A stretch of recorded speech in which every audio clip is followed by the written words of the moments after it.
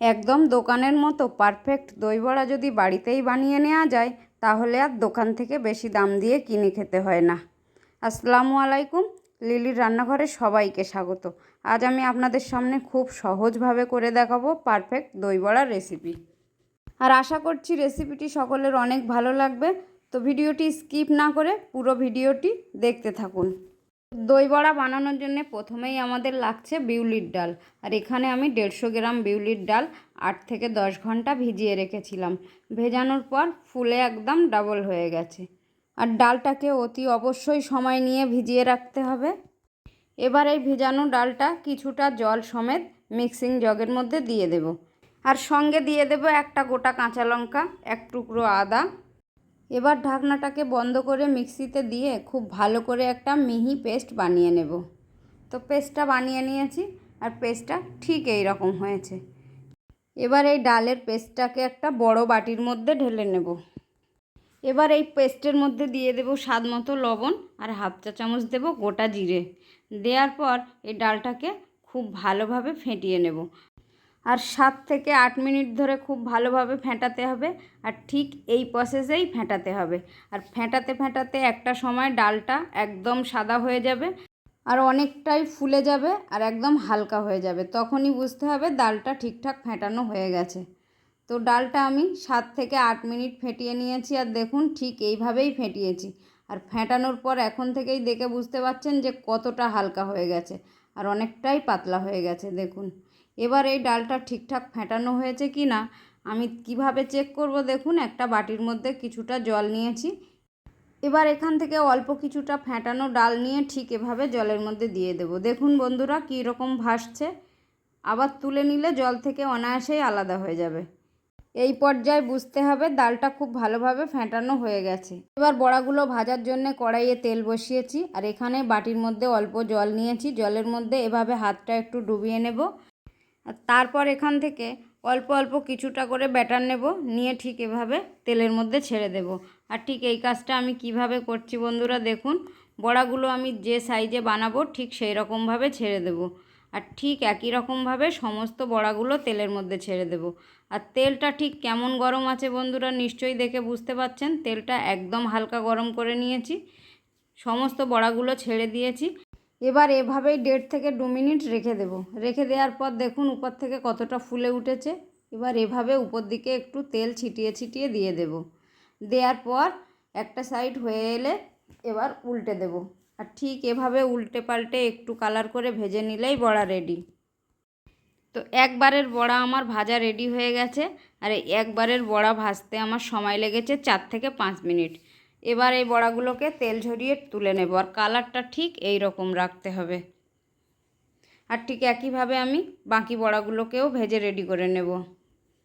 তো বন্ধুরা একইভাবে আমি সমস্ত বড়াগুলোকে ভেজে তুলে নিয়েছি। এবার এখানে একটা স্টিলের বাটির মধ্যে কিছুটা জল নিয়েছি, নর্মাল জল। এই জলের মধ্যে আমি বড়াগুলোকে ভিজিয়ে দেব। যেহেতু বড়াগুলো গরম আছে তাই এখানে আমি গরম জল ব্যবহার করিনি। তবে বড়াগুলো ঠান্ডা হয়ে গেলে সেক্ষেত্রে এখানে আপনারা একটু উষ্ণ গরম জল ব্যবহার করতে পারেন। এবার এটা ঢাকা দিয়ে সাইডে রেখে দেব 15 থেকে 20 মিনিটের জন্য। ততক্ষণ চাটনিগুলো বানিয়ে নেব। তো প্রথমে আমি গ্রিন চাটনিটা বানাবো। তার জন্য এখানে নিয়েছি কিছুটা ধনেপাতা, 2টো কাঁচা লঙ্কা, 2 টুকরো আদা আর একটু পাতিলেবু। তো এবার একটা মিক্সিং জারের মধ্যে প্রথমে ধনেপাতাগুলো দিয়ে দেব, তারপর দিয়ে দেব 2টো কাঁচা লঙ্কা, দিয়ে দেব একটু আদা আর দেব অল্প একটু সাদা লবণ আর একটু বিট লবণ আর দিয়ে দেব লেবুর রস। আর এই গ্রিন চাটনির মধ্যে যারা রসুন পছন্দ করেন সেক্ষেত্রে এখানে কয়েক কোয়া রসুনও দিয়ে দিতে পারেন। এবার এটা ঢাকা দিয়ে খুব ভালোভাবে একটা স্মুথলি পেস্ট বানিয়ে নেব। তো দেখুন পেস্টটা বানানো হয়ে গেছে। গ্রিন চাটনি আমার একদম রেডি। এবার এটা একটা বাটির মধ্যে ঢেলে নেব। নিয়ে এবার আমি তেঁতুলের চাটনিটা বানিয়ে নেব। আর তেঁতুলের চাটনি বানানোর জন্য এখানে কিছুটা তেঁতুল আমি আধ ঘন্টা আগে থেকে ভিজিয়ে রেখেছি। এবার এগুলো হাত দিয়ে খুব ভালোভাবে কচলে নেব। নিয়ে ভিতর থেকে ছিবড়েগুলো এভাবে বের করে ফেলে দেব। এবার চুলাতে একটা কড়াই বসিয়েছি। কড়াইয়ের মধ্যে একটা ছাঁকনির সাহায্যে খুব ভালোভাবে তেঁতুলটাকে ছেঁকে তেঁতুলের জলটা দিয়ে দেব। আর ঠিক এভাবে ছেঁকে দিতে হবে। তেঁতুল জলটা খুব ভালোভাবে ছেঁকে নেওয়া হয়ে গেছে। এবার এর মধ্যে আমি দিয়ে দেব চিনি। আর চিনিটা যে যার টেস্ট অনুযায়ী কম বেশি করে দিয়ে নিতে হবে। ঝালের জন্য দিয়ে দেব হাফ চা চামচ লঙ্কা গুঁড়ো, স্বাদ মতো দেবো সাদা লবণ, সামান্য একটু বিট লবণ। চাটনির কালারটা সুন্দর আসার জন্য হাফ চা চামচ দিয়ে দেব কাশ্মীরি লাল মির্চ পাউডার।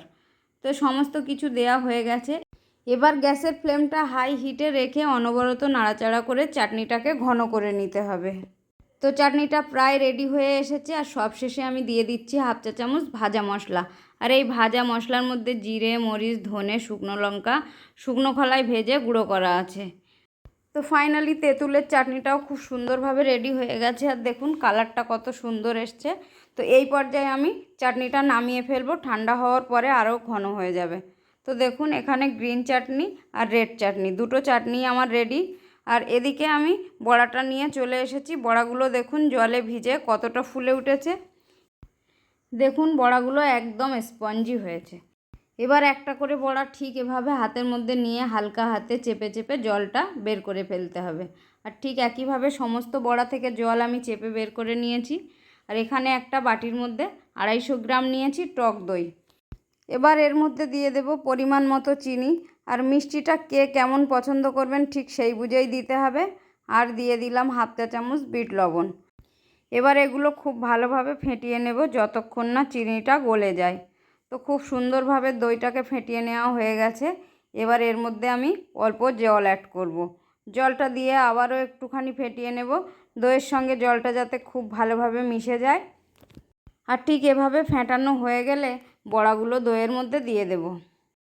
বড়াগুলোকে দইয়ের মধ্যে দেওয়া হয়ে গেলে একটুখানি আলতো হাতে নাড়াচাড়া করে দইয়ের সঙ্গে খুব ভালোভাবে মিশিয়ে নেব। মিশিয়ে নেওয়ার পর এটা 10 থেকে 15 মিনিট ফ্রিজে রেখে দেব। আর ফ্রিজে রেখে দেওয়ার পর সার্ভ করে নেব। আর বন্ধুরা এই গরমে ঠান্ডা ঠান্ডা দই বড়া খেতে কিন্তু দুর্দান্ত লাগে। এভাবে একবার বানিয়ে দেখুন, একবার বানালে কিন্তু বারবার বানিয়ে খেতে মন চাইবে। আর বাজারে কিন্তু এটা অনেক দাম দিয়ে খেতে হয়। তো এবার আমি একটা প্লেটের মধ্যে দই বড়াগুলো সার্ভ করে দেখাচ্ছি। দেখুন কতটা স্পঞ্জি হয়েছে আর কতটা লোভনীয় হয়েছে। তো এভাবে উপর থেকে দই দেওয়ার পর এবার আমি উপর থেকে গ্রিন চাটনিটা ঠিক এভাবে দিয়ে দেব। এরপর দেব তেঁতুলের চাটনি। তারপর দিয়ে দেব উপর থেকে সামান্য বিট লবণ। আর দেখতে ভালো লাগার জন্য দিয়ে দেব সামান্য কাশ্মীরি লাল মির্চ পাউডার উপর থেকে। দিয়ে দেব একটু ভাজা মশলা, চাইলে উপর থেকে একটু চাট মশলাও দিতে পারেন। এবার উপর থেকে দিয়ে দেব ঝুরি ভাজা।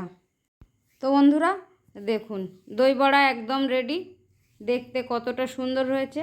আর এভাবে অবশ্যই একবার বাড়িতে বানিয়ে দেখার রিকোয়েস্ট রইল। আর বানানোর পর কেমন হলো আমাকে কমেন্টে জানাতে ভুলবেন না। আর আমার রেসিপি যদি ভালো লেগে থাকে লাইক কমেন্ট শেয়ার করবেন, সঙ্গে চ্যানেলটিকে সাবস্ক্রাইব করে আমার পাশে থাকার অনুরোধ রইল। তো আজকের মতো এখানেই বিদায় নিচ্ছি। আবার দেখা হবে অন্য কোনো রেসিপিতে। ততক্ষণ সকলে অনেক ভালো থাকবেন, সুস্থ থাকবেন। আল্লাহ হাফেজ।